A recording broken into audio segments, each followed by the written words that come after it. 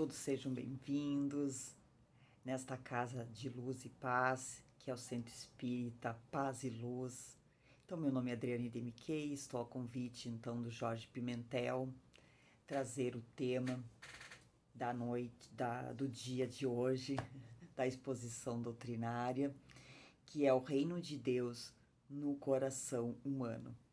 Então, que as bênçãos da espiritualidade amiga, benfeitores de luz, envolva todos nós neste momento, para que possamos assimilar, receber todos os benefícios que mais necessitamos, certos de que o amparo sempre se faz presente em todas as circunstâncias da nossa existência.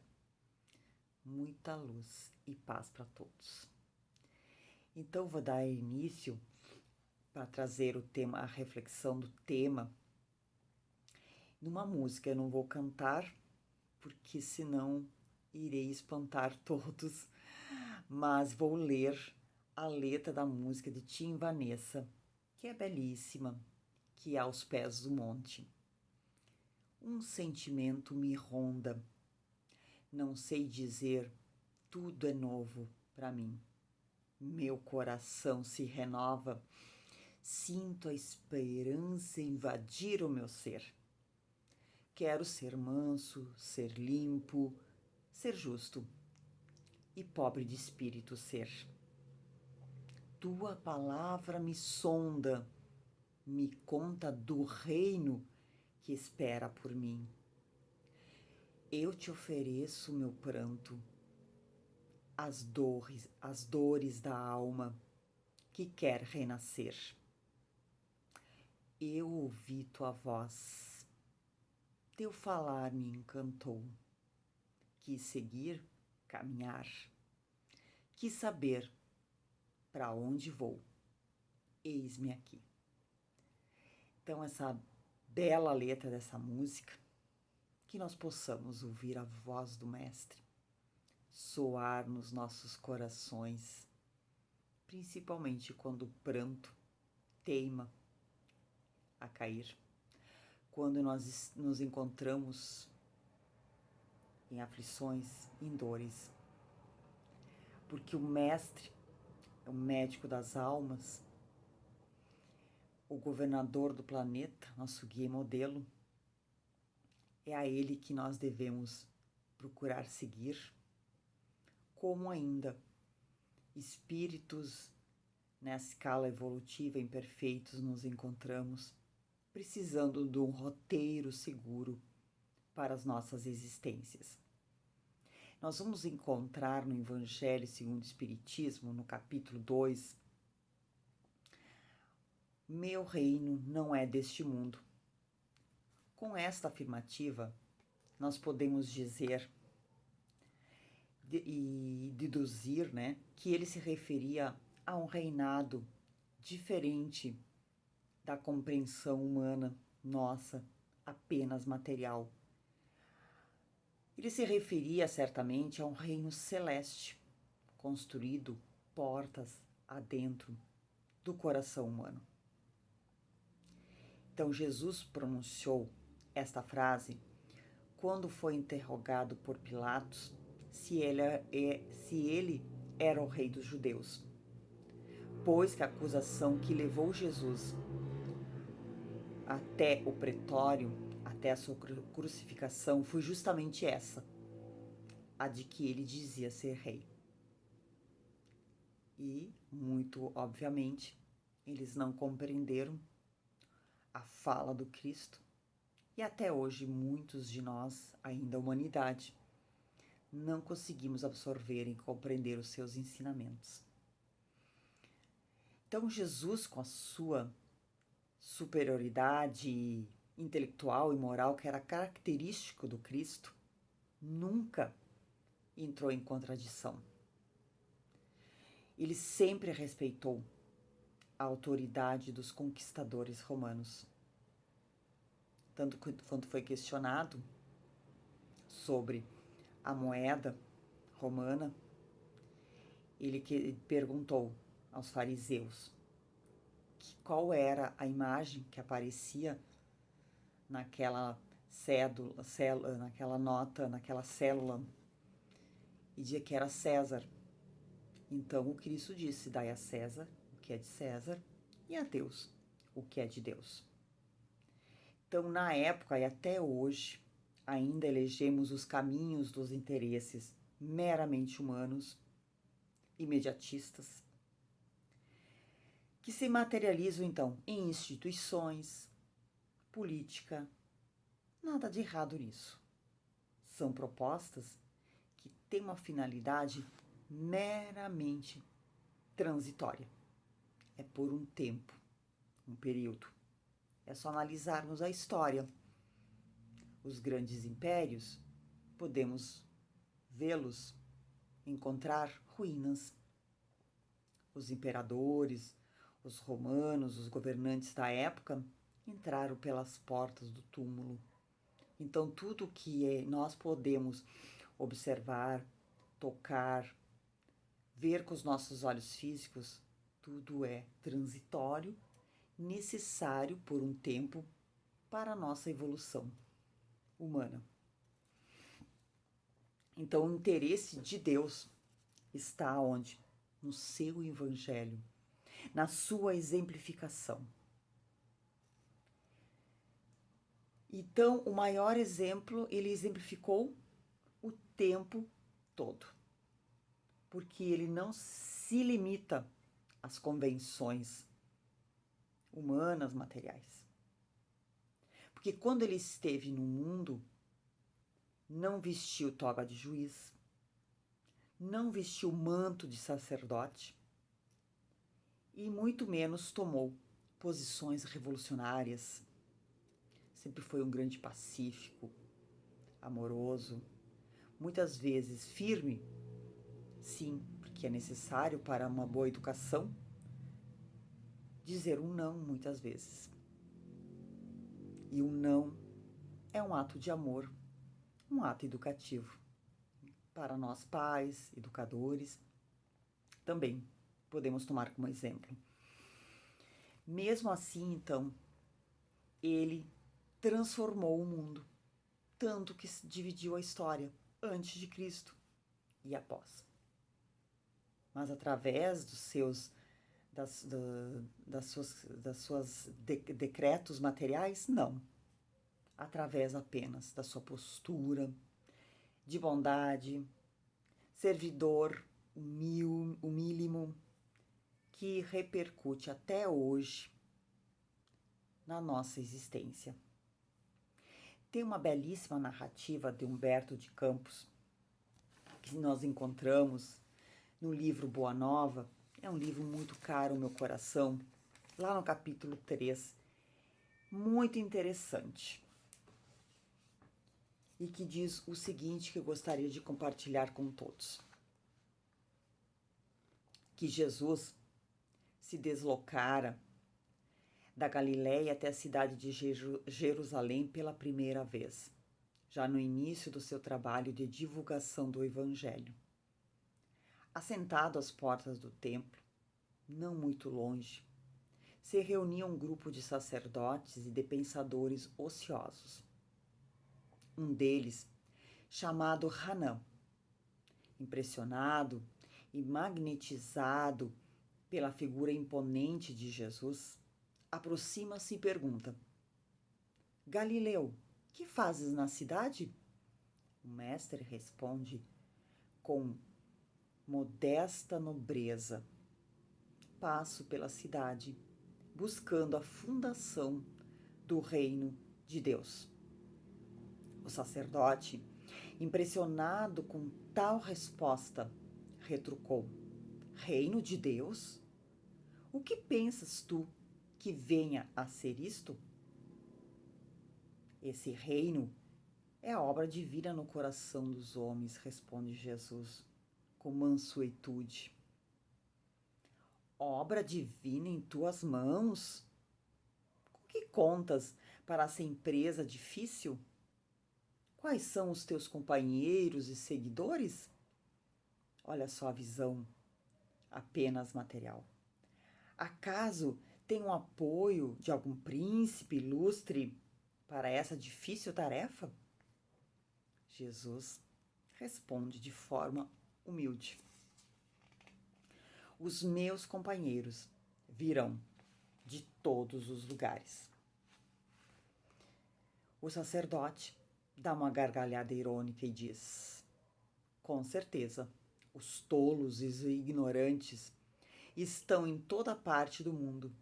Certamente será esse o teu material de apoio. Mas Galileu, porventura, já viste uma estátua perfeita modelada com fragmentos de lama?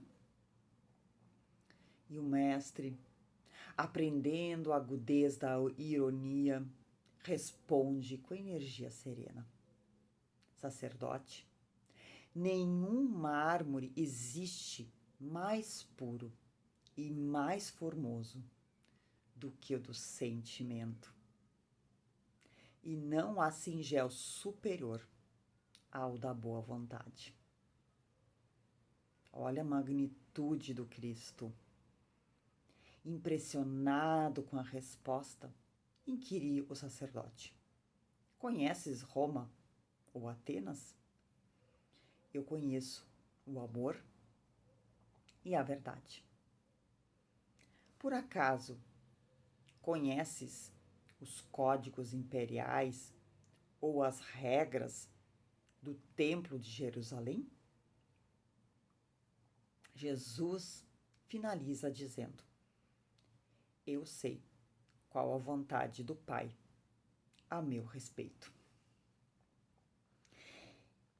O sacerdote, então, irritado, afasta-se e Jesus prossegue sua visita à cidade. E aí, após caminhar por Jerusalém, o mestre regressa ao lago de Genezaré. E ao passar pelas margens, próximas então à cidade de Cafarnaum, avista lá Simão Pedro e André, pescadores humildes do lago que estavam trabalhando no local. E aí Cristo chega e pergunta para eles: Simão Pedro, André, quereis ser meus discípulos? Os dois parecem reconhecer aquele timbre de voz. Mesmo sem conhecê-lo, aquela fisionomia lhes é muito familiar. Eles talvez não fossem capazes de explicar de onde conheciam a figura doce do mestre. Então Jesus começa a lhes explicar sobre o trabalho do Evangelho, sobre o reino de Deus. E André ingenuamente questiona: um rei? Mas Cafarnaum tem tão poucas casas. E Simão Pedro, qual se fosse uma criança ingênua, que quisesse demonstrar boa vontade, explica: não, André, o lago é grande, há muitas cidades. O reino poderá abranger todas elas. E aí Jesus sorri e adia prazerosamente as explicações. Começa aí, desde então, o trabalho apostólico. Então, após andar mais um pouco, o mestre chama Levi, que mais tarde se transformaria no apóstolo Mateus, e assim reúne um a um, até se formar o colégio de 12. Em seguida, dá início à obra de implantação do reino de Deus. Então, com essa beleza dessa passagem, cabe uma reflexão para todos nós. O que realmente Jesus queria e quer de nós quando fala do reino de Deus? Nos dias atuais, o que vem a ser esse reino de Deus nesse momento de pandemia, de atribulações, de muitos irmãos que estão retornando à pátria espiritual, onde muito provável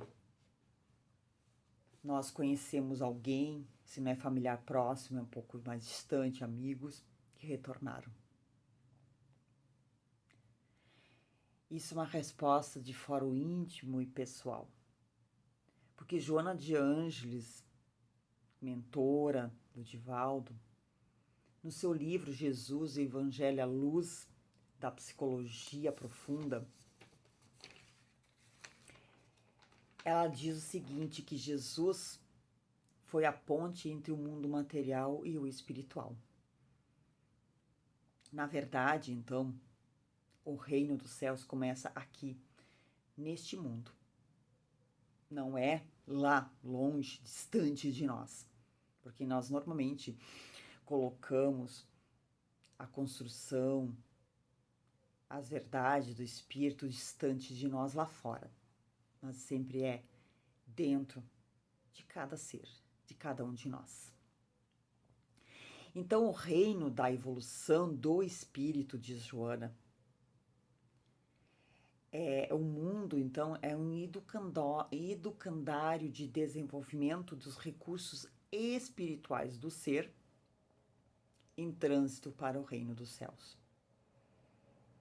E aí o Espiritismo, a terceira revelação divina, vem dissipar o abismo que havia entre esses dois mundos, né? Trazendo a compreensão da imortalidade da alma, da sobrevivência do espírito, da lei de causa e efeito, da reencarnação, e o quanto isso é consolador para todos nós. Mas é preciso nós agirmos e trabalharmos no bem, nas virtudes. Então, o reino de Deus é todo o universo, pois que Deus é o Criador, é o Senhor absoluto de todas as coisas criadas. A presença de Deus está em tudo. Mas Jesus nos ensina que este reino não é algo temporal, não está aqui ou ali, mas sim, mais uma vez ele afirma, dentro de nós. Então, quem será maior então perante Deus, com tantos desafios, polaridades, fanatismos que estamos vivenciando? Quem será maior perante Deus? Jesus, ele nos exemplificou quando foi lavar os pés dos apóstolos, dizendo que o maior é aquele que serve mais. É uma quebra total de paradigmas. Não é aquele que é o senhor de poderes meramente transitórios. Porque não obstante a petulância do sacerdote Hanan, ele teve que retornar à pátria espiritual. Ele considerava então Atenas, que poderia ser considerado onde que era o berço da civilização, também se tornou escombros, ruínas, né? E isso faz com que nós possamos transformar e olhar para a verdadeira essência, o verdadeiro sentido de nós estarmos aqui, neste momento. Então, a única coisa que permanece é aquilo que nós construímos porta adentro do coração, sempre o coração. O reino de Deus, então, é obra divina dentro de nós. Que nós podemos dizer que se eu tiver construído esse reino de Deus dentro, eu irei irradiar e vibrar. Se eu estiver construído dentro do meu coração a paz, eu serei um agente pacificador. Pelo simples fato, muitas vezes, de eu estar num ambiente Quem já não se sentiu bem perto de alguém? E essa pessoa muitas vezes não é pelas palavras, mas pela sua atitude, seu olhar. É algo que às vezes nós não conseguimos perceber, mas tem algo assim que nos faz bem. Ficar simplesmente aí ouvindo, ficarmos naquele ambiente perto. E contrário também. A repulsa, né?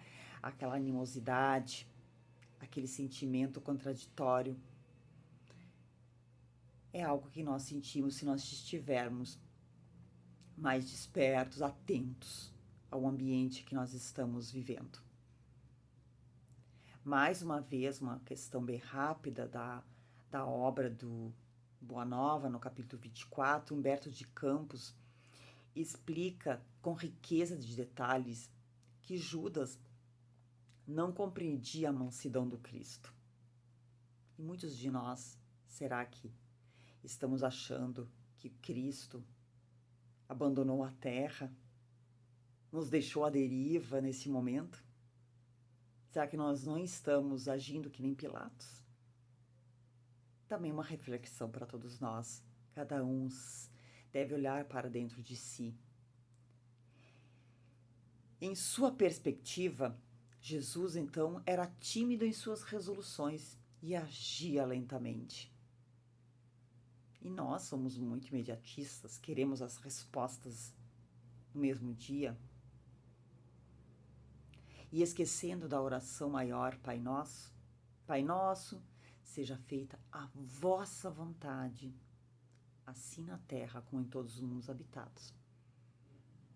Mas a vossa vontade, a vontade do Pai, não é exatamente o que nós queremos e no tempo que nós desejamos e queremos. Então, ele não conseguia entender, Judas, que o reino de Deus é obra divina nos corações. Ele achava, Judas, que estava nas obras humanas. Porque ele arquitetava um plano meramente humano. E nenhum de nós podemos criticá-lo, pois há mais de 2.000 anos, todos estamos repetindo a sua experiência a buscarmos Jesus fora. Eu vou me dedicar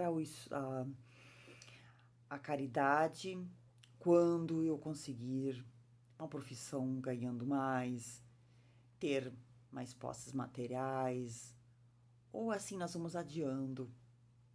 Confiamos então mais nos poderes humanos exteriores do que na bondade celeste que nos dirige por dentro e age o tempo todo.